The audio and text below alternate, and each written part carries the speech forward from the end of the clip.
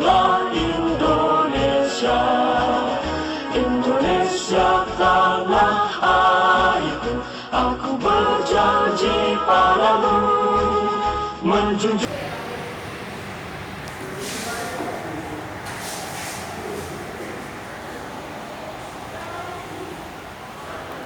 Assalamualaikum warahmatullahi wabarakatuh. Merdeka, merdeka, merdeka. Yang terhormat Bapak Ibu Wali Murid SD Negeri Mentaseh, tahun ajaran 2020-2021. Yang terhormat anak-anakku kelas 1 sampai kelas 6 yang saya sayangi dan saya banggakan. Begitu juga yang terhormat Bapak Ibu Guru SD Negeri Mentaseh kelas 1 sampai kelas 6, juga Bapak Ibu Guru pengajar bidang studi agama dan olahraga yang saya hormati pula. Pertama-tama kami panjatkan puji syukur kehadirat Allah Subhanahu wa Ta'ala atas limpahan rahmat dan hidayahnya, sehingga pada pagi hari ini kita bisa melaksanakan aktivitas kita sehari-hari dalam kondisi pandemi COVID-19 dengan protokoler kesehatan. Mudah-mudahan Bapak Ibu serta anak-anakku sekalian dalam keadaan sehat walafiat.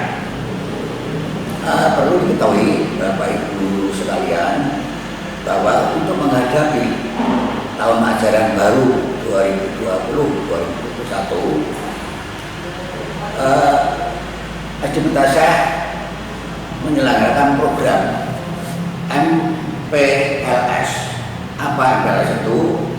MPLS adalah masa pengenalan lingkungan sekolah, di mana program ini akan dilaksanakan 3 hari pertama, yaitu tanggal 13, 14, dan 15, di mana program sudah disusun oleh panitia guru SD Negeri Mentaseh, yang nantinya Bapak Ibu guru akan menyampaikan program ini kepada Bapak Ibu sekalian lewat aplikasi atau dengan lewat WA, yang nantinya bisa disampaikan kepada anak didik kami, yaitu putra putri Bapak Ibu sekalian, di mana pengenalan lingkungan sekolah ini akan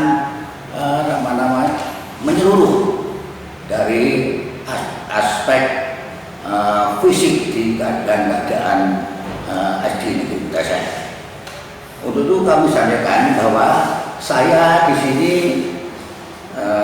mendapat jatah untuk menyampaikan materi tentang wawasan kebangsaan. Ya, apa yang harus kami bahas di sini? Wawasan kebangsaan ini nanti saya akan menguraikan tentang apakah wawasan kebangsaan itu. Yang kedua, sejarah wawasan kebangsaan. Kemudian yang ketiga, definisi wawasan kebangsaan. Selanjutnya yang kami bahas nomor 4 adalah makna wawasan kebangsaan. Kemudian kami lanjutkan untuk bahasan yang nomor 5, nilai dasar wawasan kebangsaan. Selanjutnya nomor 6, unsur dasar wawasan kebangsaan. Kemudian saya lanjutkan untuk bahasan yang nomor 7 adalah asas wawasan kebangsaan. Kemudian saya lanjutkan untuk pembahasan nomor 8, hakikat wawasan kebangsaan, dan yang terakhir adalah mengapa wawasan kebangsaan harus ada. Untuk itu marilah kita bahas satu persatu dari awal. Yang pertama adalah apakah wawasan kebangsaan itu? Untuk bisa dicermati dan bisa didengarkan dengan baik, wawasan kebangsaan adalah cara pandang bangsa Indonesia tentang diri dan lingkungannya untuk mengutamakan persatuan dan kesatuan bangsa serta kesatuan wilayah yang dilandasi Pancasila dan Undang-Undang Dasar 1945, Bhinneka Tunggal Ika, dan Negara Kesatuan Republik Indonesia. Ya, apabila kita cermati dari penjelasan ini sangatlah luas, tapi akan saya garis bawahi apa kaitannya dengan pembelajaran sekolah. Di sini dituliskan tentang diri dan lingkungan, mengutamakan persatuan dan kesatuan. Maka di sini yang berkaitan dengan pembelajaran anak, bahwa anak di dalam pelajaran di sekolah berarti berada di lingkungan sekolah. Dalam lingkungan sekolah itu terdiri dari beberapa siswa yang berasal dari beberapa daerah. Mungkin ada perumahan, ada perkampungan dan sebagainya. Ini sangat heterogen, ya. Dari suku bangsanya sudah berlainan, kemudian agamanya juga berlainan. Maka di dalam lingkungan sekolah pun tercipta seperti itu. Maka harus mengutamakan kesatuan dan persatuan di dalam lingkungan sekolah.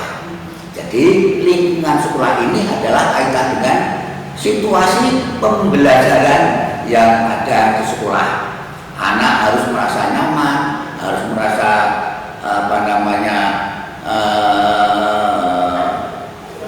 harus merasa terlindungi di dalam lingkungan sekolah. Untuk itu maka Bapak Ibu sekalian bisa menyampaikan kepada putra-putrinya bahwa di dalam lingkungan sekolah dalam pembelajaran nanti harus selalu mengutamakan persatuan dan kesatuan di antara teman-temannya. Kemudian lingkungan sekolah adalah lingkungan milik kita bersama. Di situ ada tempat sampah, ada taman, ada tumbuh-tumbuhan, ada pagar, ada cat dan sebagainya. Semua itu adalah milik kita bersama, maka harus bisa menjaga bersama. Cat tidak boleh dicoret-coret karena temboknya sudah bersih. Kemudian tanaman-tanaman tidak boleh dipotong ataupun diganggu supaya tanaman bisa hidup subur sehingga memberi kenyamanan di dalam lingkungan sekolah. Kemudian tempat sampah ini harus difungsikan, dimanfaatkan sebaik-baiknya. Apabila anak di dalam lingkungan sekolah harus bisa menjaga kebersihan lingkungan sekolah dengan cara selalu membuang sampah pada tempatnya yang sudah disiapkan. Kemudian ada alat kebersihan dari di dalam kelas, sapu, alat pel dan sebagainya. Ini harus digunakan, difungsikan sebagai mestinya, juga harus bisa dirawat. Setelah dipakai, dikembalikan ke tempat semula. Kemudian kita lanjutkan untuk pembahasan yang nomor 2, sejarah wawasan kebangsaan. Wawasan kebangsaan lahir ketika bangsa Indonesia berjuang membebaskan diri dari segala bentuk penjajahan seperti penjajahan yang dilakukan oleh Portugis, Belanda, Inggris, dan Jepang. Perjuangan pada saat itu masih bersifat lokal atau kedaerahan, terutama bagi penguasa daerah-daerah. Ini melakukan perlawanan secara sendiri-sendiri dan ternyata tidak berhasil karena belum ada persatuan dan kesatuan secara menyeluruh. Kemudian pada perkembangannya muncul kesadaran perjuangan yang bersifat nasional, yang berjuang berlandaskan persatuan dan kesatuan dari seluruh bangsa Indonesia. Maka pada saat itu terbentuklah dengan lahirnya pergerakan Budi Utomo, yaitu pada tahun 1908, tertanggal 20 Mei 1908. Ini adalah merupakan tonggak awal sejarah perjuangan yang bersifat nasional. Kemudian disusul lahirnya gerakan-gerakan kebangsaan di bidang politik, ekonomi, perdagangan, pendidikan, kesenian, pers, dan kewanitaan. Kemudian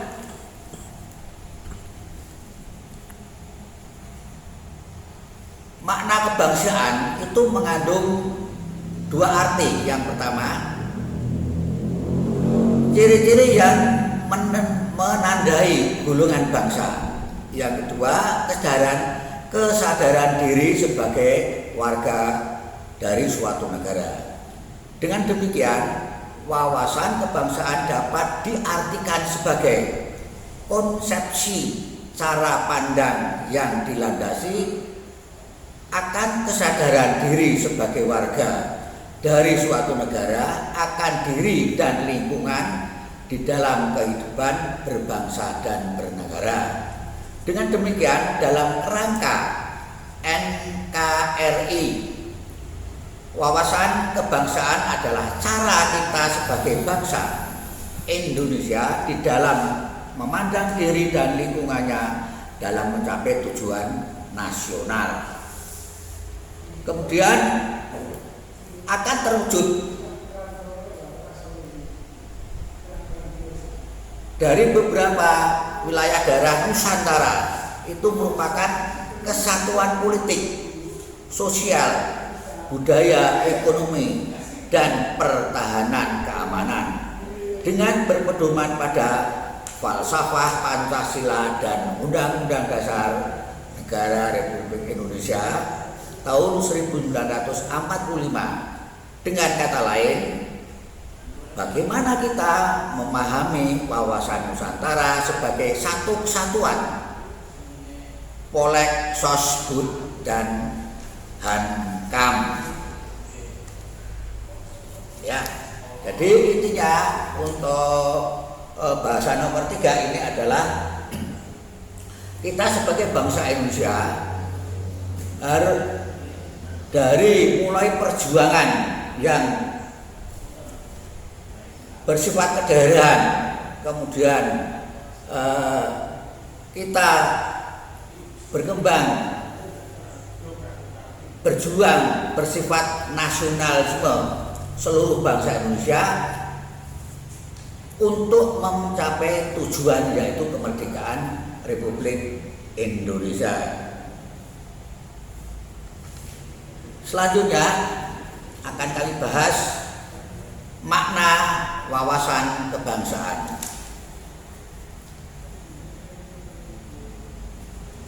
Ada 4 makna kebangsaan di sini. 1. Wawasan kebangsaan mengamanatkan kepada seluruh bangsa agar menempatkan persatuan, kesatuan, serta kepentingan bangsa dan negara di atas kepentingan pribadi atau golongan. Yang kedua, wawasan kebangsaan mengembangkan persatuan Indonesia sedemikian rupa sehingga asas Bhinneka Tunggal Ika dipertahankan. Yang ketiga, wawasan kebangsaan tidak memberi tempat pada patriotisme yang licik. Yang keempat, wawasan kebangsaan dilandasi oleh pandangan hidup Pancasila. Bangsa Indonesia telah berhasil merintis jalan menjalani misinya di tengah-tengah tata kehidupan di dunia. Jadi makna wawasan itu ada 4. Yang pertama adalah mengamanatkan kepada seluruh bangsa Indonesia agar menempatkan persatuan dan kesatuan. Yang kedua adalah mengembangkan persatuan Indonesia. Yang ketiga adalah tidak memberi tempat kepada pengkhianat. Ini penting.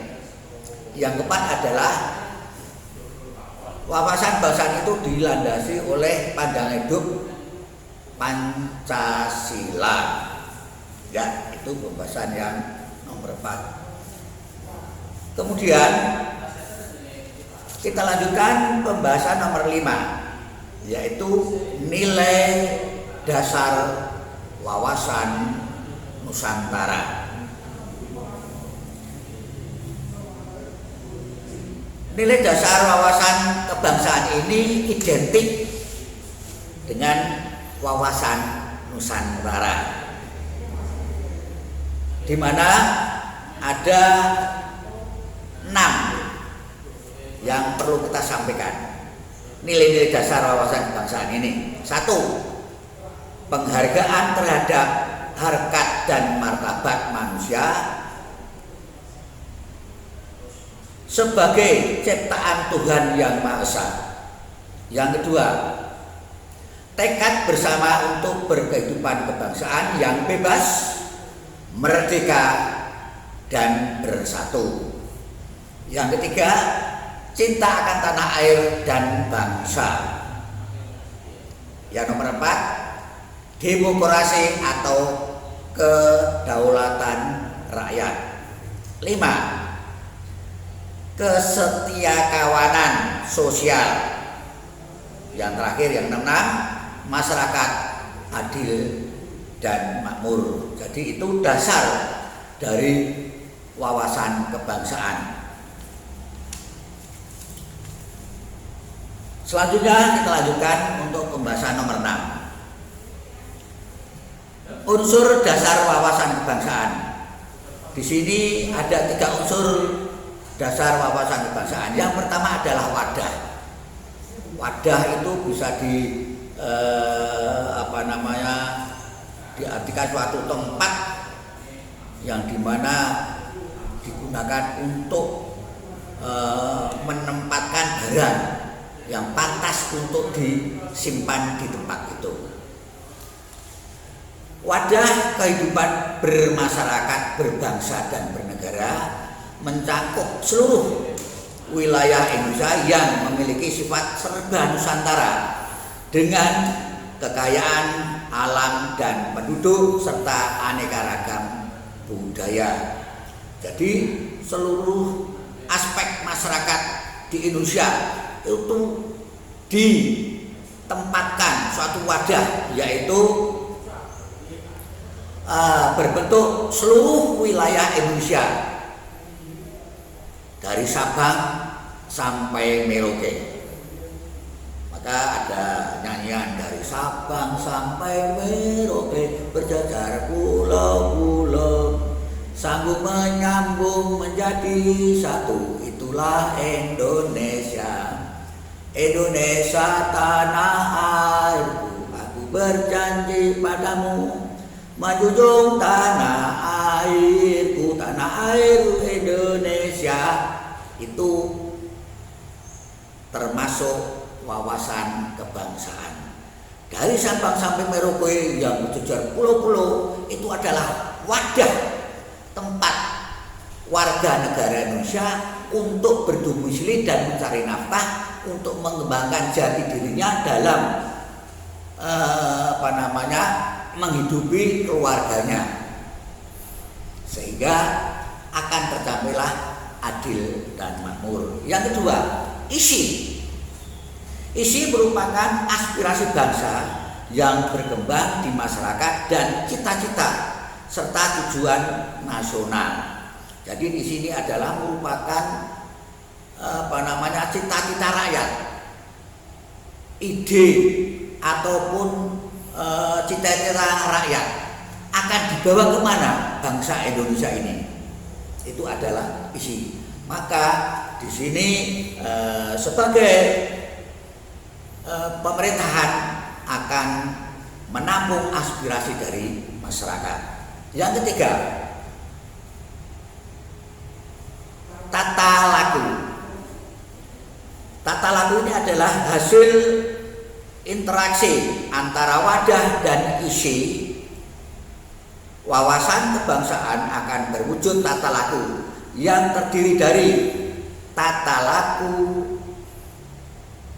lahiriah, yaitu tercermin dalam perbuatan, tindakan, dan perilaku dari bangsa Indonesia.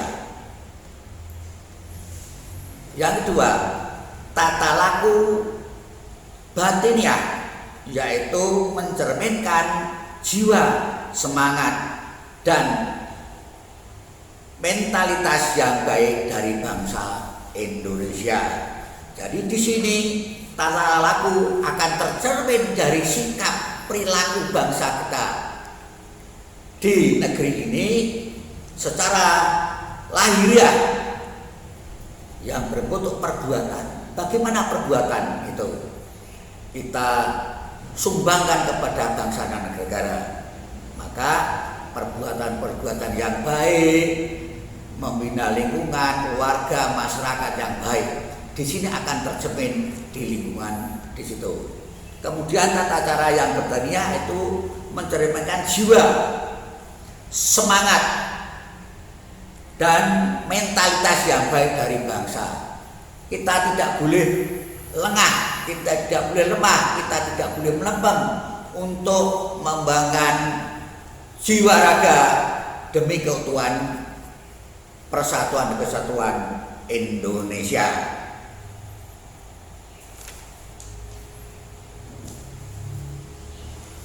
Kemudian kedua tata laku tersebut mencerminkan identitas kepribadian, jati diri bangsa yang berdasarkan kekeluargaan dan kebersamaan, yang mempunyai rasa bangga dan cinta terhadap bangsa dan tanah air, sehingga menyebabkan rasa nasionalisme yang tinggi dan dari segala aspek kehidupan nasional. Itu adalah pengertian yang berkaitan dengan unsur dasar wawasan kebangsaan. Berikutnya akan saya lanjutkan. Yang nomor 7 adalah asas wawasan kebangsaan. Apakah asas wawasan kebangsaan Indonesia? Asas wawasan kebangsaan Indonesia terdiri dari 1. Kepentingan dan tujuan yang sama. Jadi sebagai warga negara kita harus mempunyai tujuan dan kepentingan yang sama. Walaupun ada perbedaan, maka perlu ada saling menghormati antar perbedaan itu demi tujuan yang sama. Yang kedua, solidaritas. Solidaritas ini adalah ditanam kepada kita sebagai warga sekolah, solidaritas anak-anak bagaimana. Antara lain misalnya di kelas 3 dan 4 melakukan kerja bakti, maka di kelas yang lain juga melakukan kerja bakti. Ini menunjukkan solidaritas, ada kepentingan dan tujuan yang sama. Kemudian keadilan, aspek keadilan ini dari semua unsur. Keadilan yang berkaitan dengan ekonomi, pendidikan, dan untuk mencari pekerjaan. Ini ada unsur keadilan. Kemudian kerjasama tidak mungkin suatu lembaga itu berhasil tanpa adanya kerjasama. Baik dari RT, RW itu ada kerjasama dari semua pengurus, maka program-program di RT akan berjalan. Di sekolah demikian juga, kerjasama di antara guru-guru, kemudian karyawan yang lain. Ini adalah satu misi, satu tujuan. Apabila tujuan bersama ini kita laksanakan bersama-sama, insya Allah akan tercapai tujuan tersebut. Yang kelima adalah kejujuran. Ini sangat penting. Aspek kejujuran adalah aspek yang bersifat individual.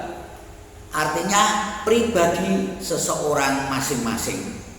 Apabila di dalam kerjasama, di situ ada beberapa orang yang mempunyai sifat pribadi masing-masing, maka utamakan kejujuran dalam kerjasama tersebut. Karena apa? Kalau dalam kerjasama salah satu di antara kita ada yang tidak jujur, maka di situ akan menjadi penghambat kita di dalam mencapai tujuan. Kemudian yang keenam, kesetiaan terhadap kesepakatan. Nah ini, setia terhadap kesepakatan. Suatu organisasi atau lembaga itu mempunyai tujuan. Nah, untuk mencapai tujuan tersebut ada kesepakatan di antara anggota. Nah, di dalam kesepakatan ini, maka setiap anggota harus selalu taat. Tidak boleh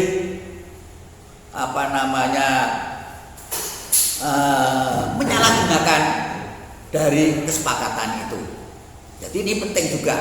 Jadi suatu kesepakatan itu harus selalu kita pegang teguh untuk setia, tidak akan menyalahgunakan. Itu. Kemudian yang kedelapan, hakikat wawasan kebangsaan. Apa sih hakikat wawasan kebangsaan Indonesia? Hakikat wawasan kebangsaan Indonesia adalah keutuhan nasional, keutuhan Nusantara dalam pengertian cara pandang yang selalu utuh, menyeluruh dalam lingkup Nusantara dan demi kepentingan nasional. Berarti setiap warga negara wajib berpikir dan bersikap dan bertindak secara utuh, menyeluruh dalam lingkup dan dalam kepentingan bangsa. Intinya kita sebagai warga negara harus mempunyai pandangan, satu misi, satu visi yang berada di lingkup negara Republik Indonesia demi kepentingan bangsa. Yang terakhir, mengapa wawasan kebangsaan harus ada? Ini adalah bahasan yang nomor 9. Mengapa wawasan kebangsaan harus ada? Wawasan kebangsaan harus ada karena wawasan kebangsaan kebangsaan merupakan konsep politik bangsa Indonesia yang memandang Indonesia sebagai satu kesatuan wilayah meliputi tanah atau daratan, air atau laut yang termasuk dasar laut dan tanah di bawahnya. Tanah ya, di bawah dasar laut kemudian ada tanah, kemudian udara dan di atasnya secara tidak terpisahkan yang mempersatukan bangsa dan negara secara menyeluruh, mencakup segenap bidang kehidupan nasional yang meliputi aspek ekonomi, politik, sosial, budaya, dan hankam ya. Saya ulangi, mengapa wawasan kebangsaan harus ada? Karena wawasan kebangsaan ini merupakan konsep politik bangsa Indonesia yang memandang Indonesia sebagai satuan wilayah darat, laut, dan udara yang tidak bisa terpisahkan.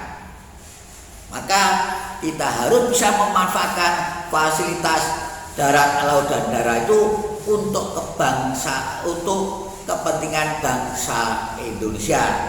Semoga Indonesia tetap jaya, maju, merdeka. Mari kita song-song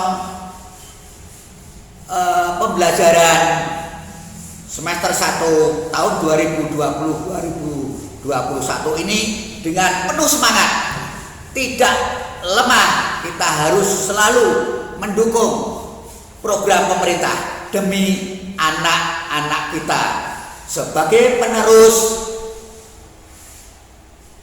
pahlawan yang telah mendirikan negara Indonesia ini. Ingat, anak-anak kita adalah generasi penerus yang akan datang. Semoga bermanfaat untuk kita semuanya. Terima kasih. Assalamualaikum warahmatullahi wabarakatuh.